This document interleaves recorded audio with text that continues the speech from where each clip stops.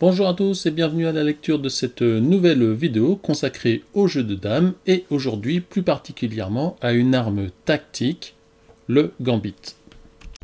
Alors nous verrons déjà ce qui se cache derrière l'appellation gambit, nous en verrons quelques exemples en compétition réalisés par de grands joueurs et puis nous déroulerons quelques exemples pratiques qui conviendront aux débutants jusqu'au niveau confirmé, voire expert.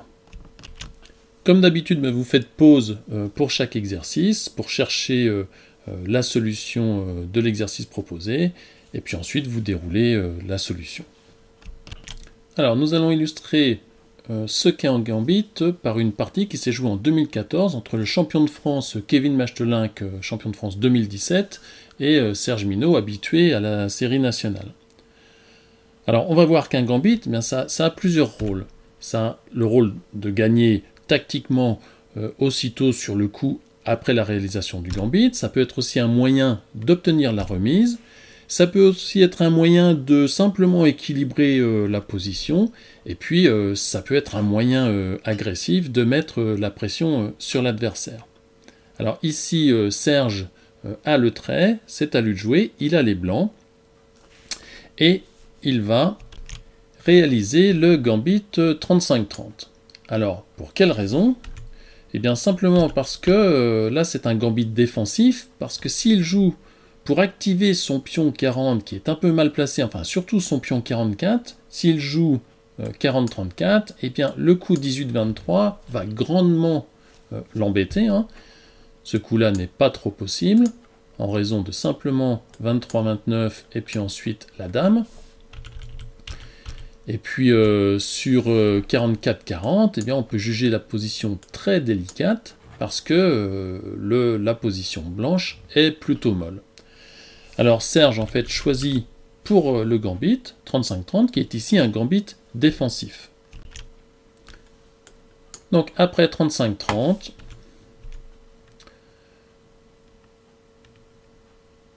« 37-31, 18-23, et là, on va voir une manœuvre très intéressante.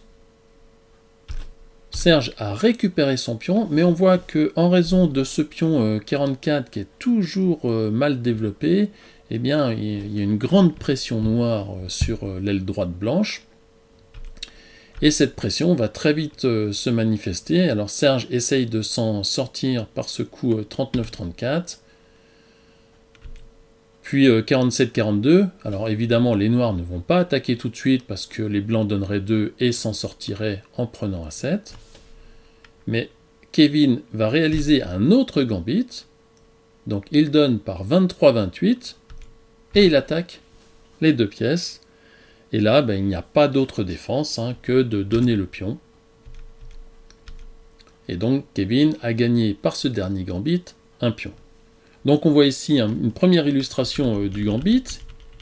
Ici, c'est le fait de donner un pion, de jouer un coup semblant donner l'initiative à l'adversaire, parce qu'il n'y a pas de prise, mais il n'y a ici aucun coup correct. Donc ici on peut parler de gambit offensif.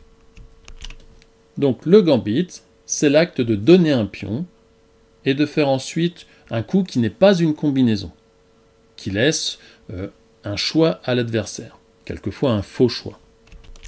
Alors, à ne pas confondre avec une combinaison qui, pour résultat, donne un pion de moins à l'un des deux adversaires, et un pion de moins, par exemple, avec une compensation. Exemple, une partie que j'ai jouée au championnat en août 2018, que je vais perdre, où mon adversaire réalise une combinaison, mais à la suite de cette combinaison, j'ai une autre combinaison qui me donne une compensation, mais là, il ne s'agit pas d'un gambit. On voit. Donc les noirs jouent 18-23, ce qui est une très grosse erreur. Et les blancs exécutent les noirs par cette petite combinaison très classique en guettem.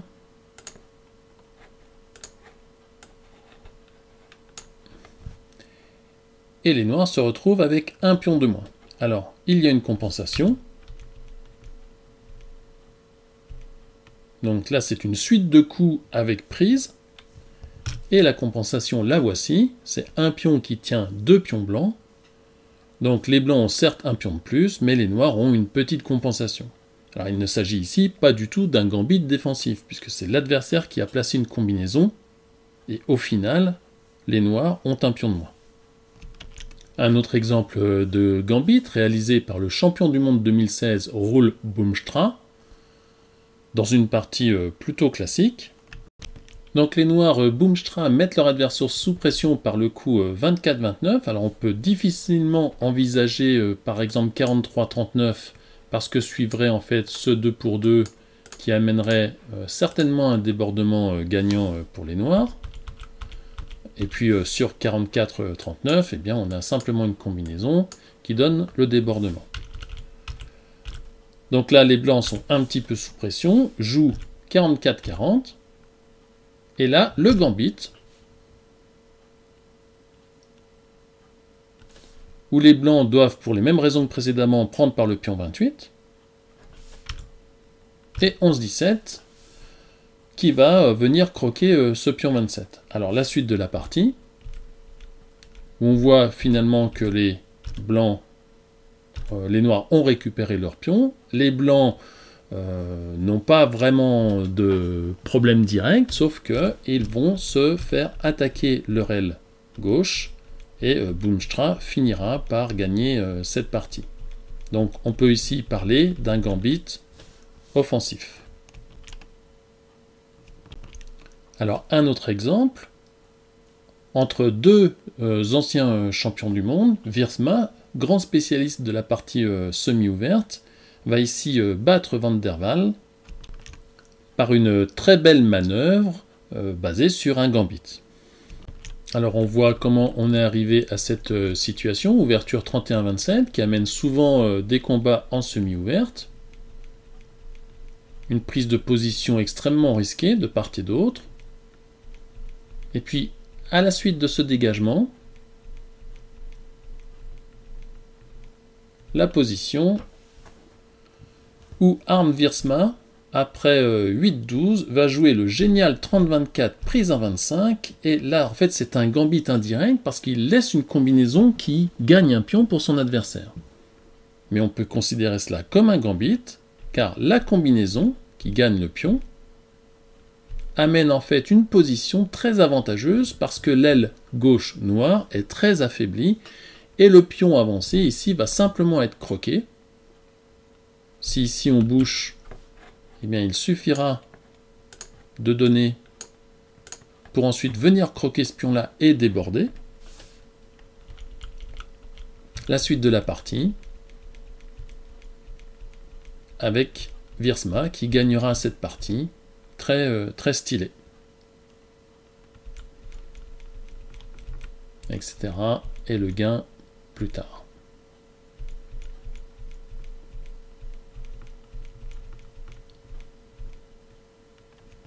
Alors, on y va pour les exercices. Premier exercice, trait au blanc, que jouez-vous pour maintenir l'égalité? Il n'y a qu'un seul coup correct. Sur les autres coups, eh bien, les noirs placeront un gambit. Donc, quel est le seul coup correct? Eh bien, c'est 37-31.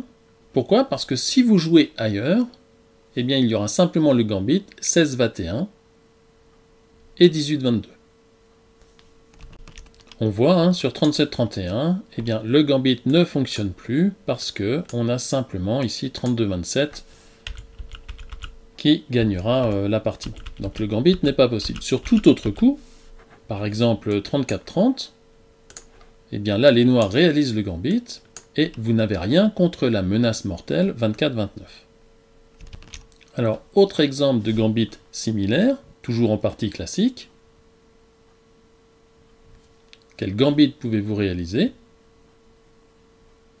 Le problème, c'est que c'est une mauvaise idée ici, parce que si vous faites 16-21, puis 18-22, eh bien votre adversaire va vous placer un contre terrible.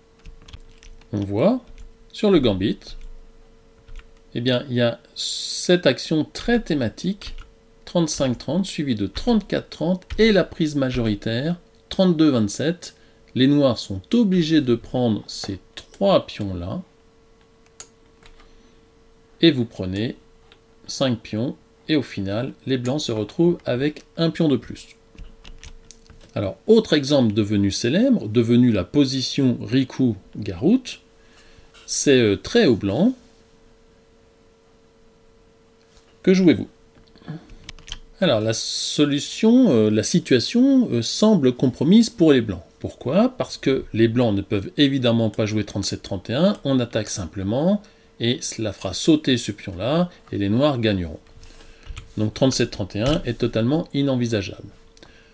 34-29, un coup tout à fait logique, est en fait interdit, parce que sur 34-29, on a le petit coup Philippe, toujours très présent dans les parties classiques, et on perd ici la partie. Donc le seul coup envisageable, en fait, pour maintenir l'égalité, du moins au moins maintenir l'égalité, c'est 27-22. Et ça n'est pas seulement un coup qui maintient l'égalité, c'est un coup qui est réputé gagnant. Et ensuite le pionnage arrière. Et là on se rend compte que la situation noire est terrible, parce qu'ils n'ont aucun coup jouable. La seule solution pour eux est de faire un gambit défensif 27-31.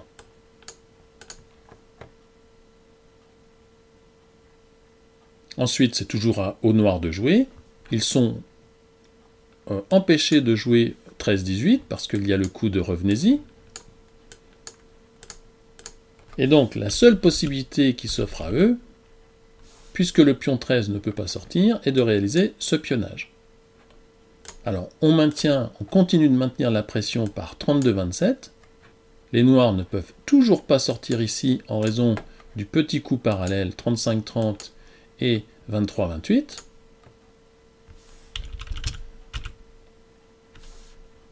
Donc, les noirs n'ont pas d'autre possibilité que de jouer 11-17. On attaque par 27-22. Et sur la fuite du pion, alors il ne faut pas jouer le 1 pour 2, hein, qui semble gagnant, mais en fait, Garout s'en sortira. Il faut jouer 38-32. Et la partie est réputée gagnante. Je vous laisse analyser la suite. Gagnante pour les blancs. Un exemple tiré du championnat du monde 2005, où Sam va gagner d'Alexandre Schwartzmann, champion du monde, par un gambit, et je vous donne un petit indice en haut à droite. Alors, la solution, toujours très pratique en partie classique, 18-23, 30-24, et donc les noirs sont obligés de prendre 2 pions. On prend bien sûr d'abord le pion 20, puis les prises, et on voit que les blancs vont pouvoir passer à dame. La suite de la partie, alors Schwartzmann pouvait faire mieux, hein, mais en fait il ne parviendra pas à trouver la remise. Ici il commet certainement une erreur de vision, et ça lui coûte beaucoup trop de pions, et il abandonnera aussitôt.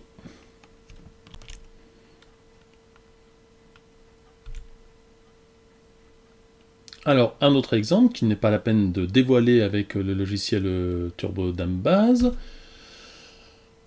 Un exemple de Siegebrands, eh bien, on voit ici qu'il y a une fragilité sur le contact, hein, avec ce pion ici. Donc il suffit de percer, et pour cela, mais on réalise le gambit 24-19. Donc la prise 14-23 forcée, et on attaque, qui a pour conséquence de gagner un pion. Alors un exemple beaucoup plus difficile, c'est une composition de Hermelink.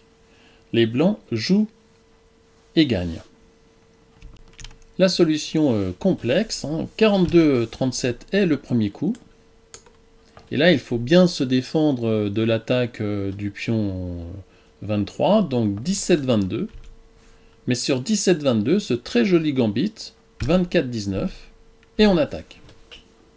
Donc on voit ici tout l'esprit du gambit, hein. On donne un pion, et on joue un coup qui semble laisser l'initiative à l'adversaire. Mais là, l'initiative est fausse, parce que quelle que soit la réponse noire, il y aura une combinaison. Alors, première possibilité, 11-17, eh bien, on donne,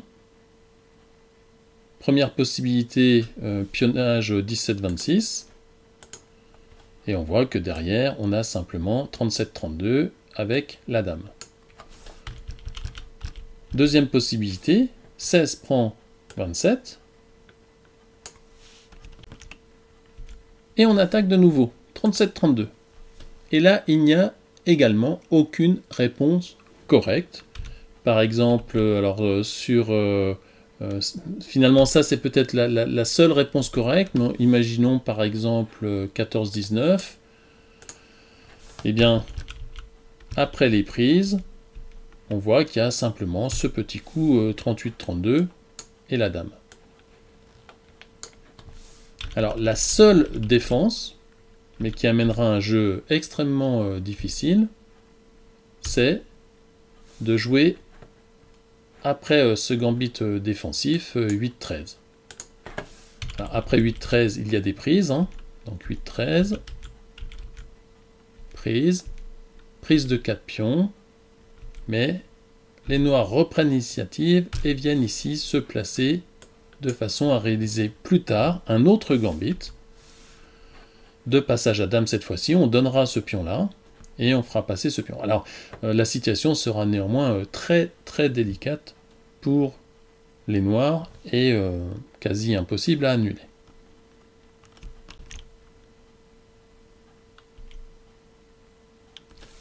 Alors, un autre exemple, thématique cette fois-ci, les blancs jouent et gagnent. Alors, comment réaliser ce gain? Eh bien, on attaque le pion par 32-28, 22-27 obligé, on redonne par 28-22 et on vient se placer par 33-28 de façon à empêcher tout mouvement noir. La clé, en fait, réside dans ce pion faible qui va empêcher l'attaque 14-19, car quand on sera en 28, ici on pourra donner 2 et on fera une dame. Alors on voit, attaque du pion, la fuite, le gambit, on se place, et là les noirs n'ont aucun coup correct. S'ils attaquent, eh bien on donne 2, et on a la dame et le gain. Autre gambit très instructif placé par Hans Janssen, un génie tacticien des Pays-Bas. Donc les blancs jouent et prennent l'avantage par un gambit, lequel? Alors la solution consiste à donner 32-28 et d'attaquer par 30-25, ce qui va permettre une attaque de l'aile gauche blanche. Alors on voit 32-28, le gambit, suivi de l'attaque. Alors la défense noire va être assez ingénieuse, mais ne permettra pas, malgré tout, de s'en sortir. Les noirs viendront faire une dame, mais les blancs viendront en faire une deuxième. Et la fin de la partie ici sur cette petite combinaison qui conclut simplement. Alors il est aussi intéressant de voir comment on en est arrivé là. Donc ici un trèfle, le trèfle blanc 25-30-35 actif sur l'aile gauche blanche. Et puis la préparation du gambit, ici. Et le gambit que nous avons vu. Alors, le jeu de dames est un jeu de mobilité. Si vous parvenez à supprimer la mobilité chez votre adversaire, vous avez fait un grand pas vers la victoire. Donc ici, c'est très au noir, et ils vont placer un gambit qui va paralyser totalement le jeu blanc. La solution, eh bien, 16-21, suivi de 18-22. Et là, eh bien, les blancs n'ont aucun coup correct.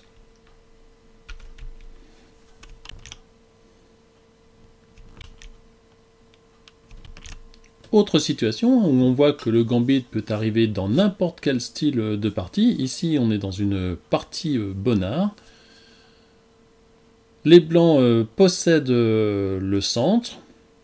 semble avoir une position correcte, mais un gambit va démentir cette impression.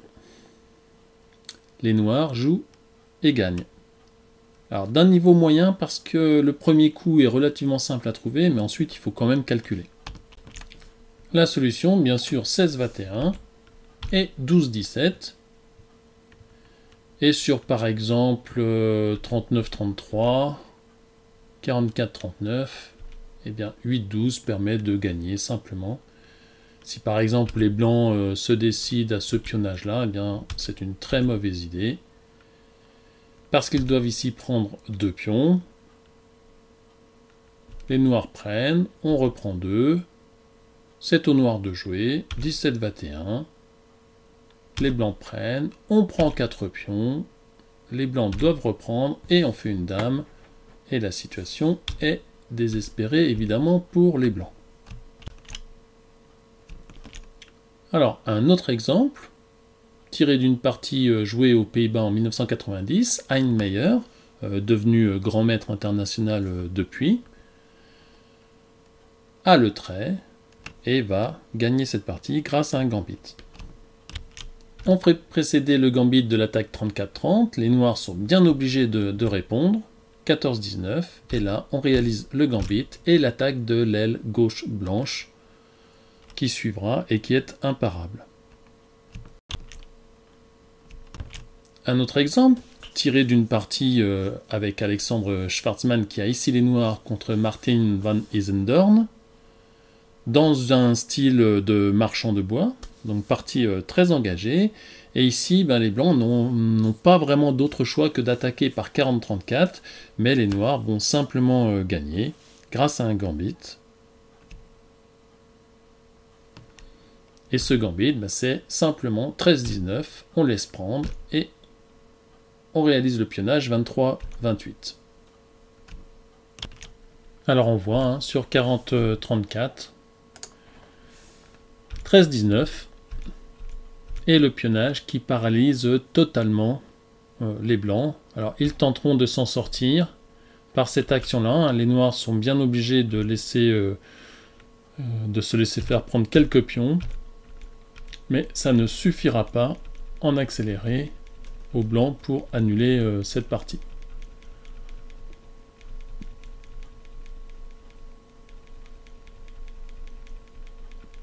On voit la supériorité numérique noire est évidente.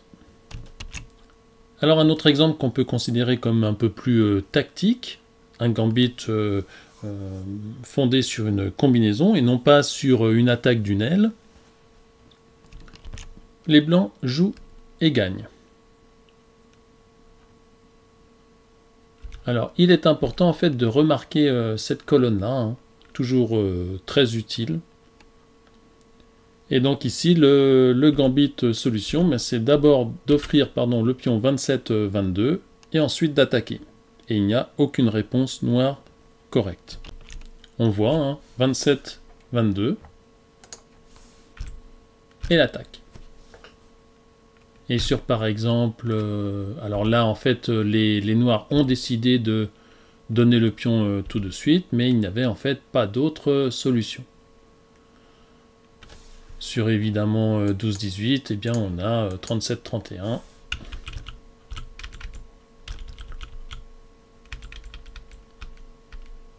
Et au final, la situation est perdue pour les noirs. Donc Casaril en fait se résoudra à perdre le pion aussitôt. Ici c'est égalité, mais par 37-31, on a un pion de plus. Alors pour terminer cette vidéo, la première vidéo sur les gambits, eh bien nous allons voir une partie jouée entre Georgiev et Wolf au tournoi de Salut 2018, une partie qui aurait très bien pu être perdue par le champion du monde, le multiple champion du monde Georgiev. Et ici son adversaire Wolf, qui a gagné un des tournois de l'été 2018, je ne sais plus lequel, va le surprendre par un gambit combinatoire. Et il faudra tout le sang-froid à Georgiev pour se sortir d'une situation très compromise. Donc ici, les noirs jouent et prennent un très sérieux avantage. Comment? Eh bien, on voit que Georgiev a accepté le coup Philippe parce que ce coup Philippe perd un pion. Et peut-être a-t-il mal calculé les conséquences. Il se trouve que le coup Philippe, donc, va permettre au noir de prendre l'avantage, car certes, il perd un pion, mais ici, on a une attaque imparable de l'aile gauche blanche. Les blancs ne peuvent pas être en mesure de contrer l'attaque de l'aile, et la situation sera très délicate. Et Georgiev s'en sortira en fait ici. Wolf aurait dû damer en 5 et non en 4. Et la partie sera déclarée remise quelques temps après, mais Georgiev a eu bien chaud.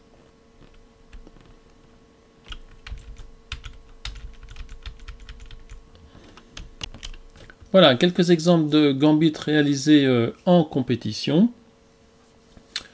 En bas à gauche, vous aurez un diagramme qui n'a pas été montré dans cette vidéo, mais que vous pouvez rechercher, où les blancs jouent et gagnent par un gambit presque thématique. Et bientôt suivra une autre vidéo sur d'autres gambits dans d'autres circonstances. Voilà, je vous remercie de votre attention, j'espère que cette vidéo vous a plu, n'hésitez pas à commenter, et à bientôt pour une prochaine vidéo jeu de dames.